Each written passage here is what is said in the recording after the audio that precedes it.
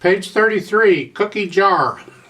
Now, cookie jar, again, we're using the blues scale, the 5-note blues scale, except some of the D flats are shown as C sharps, because typically if we go up the scale, we use sharps. If we go down the scale, we use flats, typically. Not always, but typically. In the first measure, you see these notes in the right hand? That's a blue note, that's C, and because it's coming from a C natural, we're using a C sharp there. Second measure, again, they're notes in the blues scale. Now in the last measure, you have an F stuck in, but that's okay. We're not limited to these notes in the 5-note scale. As I said before, there's more notes in the scale besides this, so don't let that F natural throw you. It's okay. We'll get to that later on. And the left hand is just playing your 1 and 4 and 5/7 chords. Remember, in a blues 12-bar progression, the notes you use are the 1, the 4, and the 5, the primary chords. Typically, those are the chords that are being used. Now, we're not using a 12-bar progression here, so you're not getting your 4 measures of 1 chord and blah, blah, blah. They're just kind of mixing it up. I don't see anything tricky about this. The thing they're trying to get across on this one is that last line.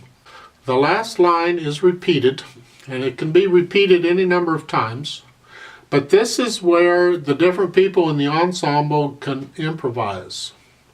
Now typically you would improvise the whole last line. Or you might play 4 measures or so of something, and then you'll improvise on that something indefinitely.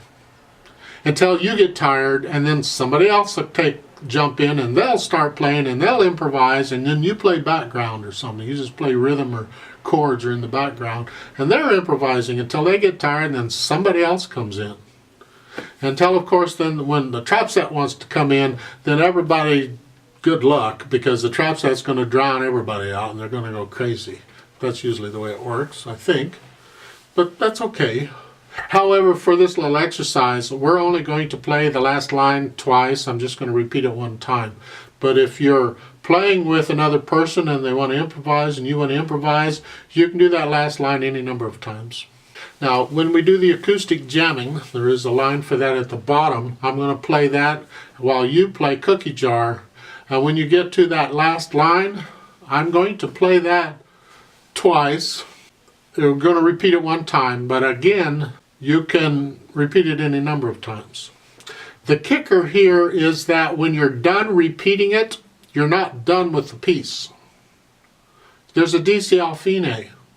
So when you're done repeating it, when people are done improvising and they're tired of it, then you go back to the beginning of the piece and you play the first 3 lines again. The fine is at the end of the 3rd line. So to clarify all that mess I just said, we're going to play all 4 lines once, then we're going to play the last line again, and then we're going to go back up to the top and play the first 3 lines again. How we're going to do it. If you're with other people and you want to do it, you do it the same way I just said, except the last line you repeat any number of times.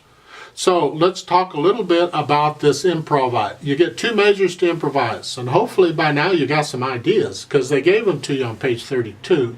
It's the same kind of ideas. They give them to you at the top of the page. They're giving you 2 measures here to deal with. You're here and here. Then you improvise something on them. So like similar to what you did. You can repeat them, just play them again if you want. You can play them again in a different octave somewhere else on the keyboard, whatever you want to do. Or you can play them retrograde, play them backwards, which in this case would be the first measure.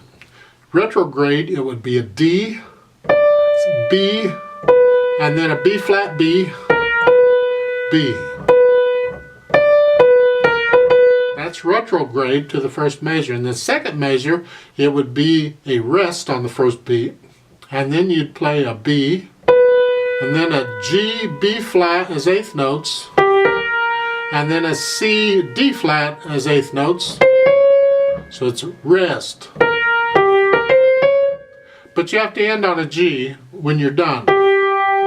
At the last time you play it, the last note has to be a G. So whatever you're doing, you just skip whatever the last note would be and play a G. So it would be rest. And you're done. And that's it. Those are some ideas of how to improvise, because we're changing the music intentionally, and that's improvising, and we have to do it. You practice it, and that's what we're doing here. So let's try this out together very slowly, checking notes and rhythms. So go ahead and put your hands where they go, and let's try it out. No pedal, of course. 1, 2, 3, and go. And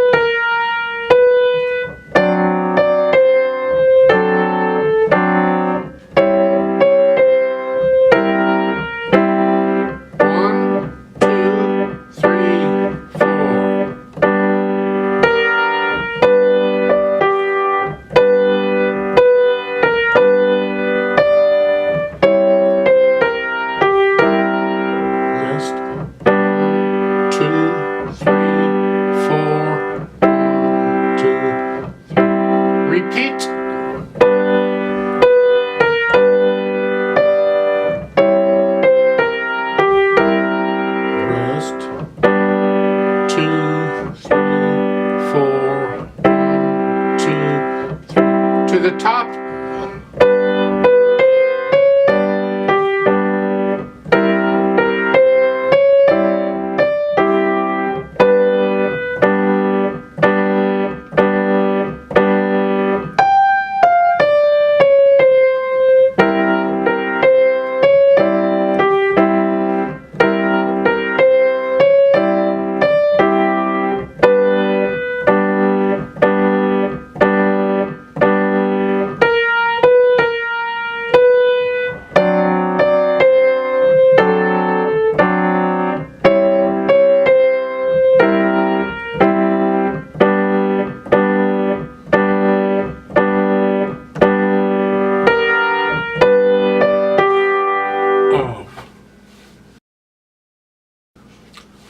So let's go ahead and try this acoustic jamming. Again, the last line I'm only going to repeat one time, so we'll play it twice. And after we're done playing it twice, we go back to the beginning and play the first 3 lines again. But I'm going to speed it up here, see if you can play it a little faster. As far as the measures where you're improvising, you can play the same stuff you just played or play different stuff. Experiment. Have fun with it. Go ahead and put your hands where they go. And give us 4 counts. And I am going to swing the 8th notes here. So, whatever. 1, 2, and ready, and go. And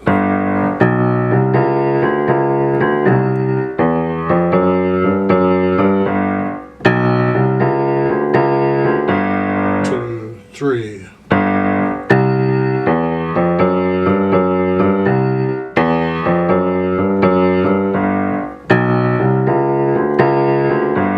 2, 3. 1,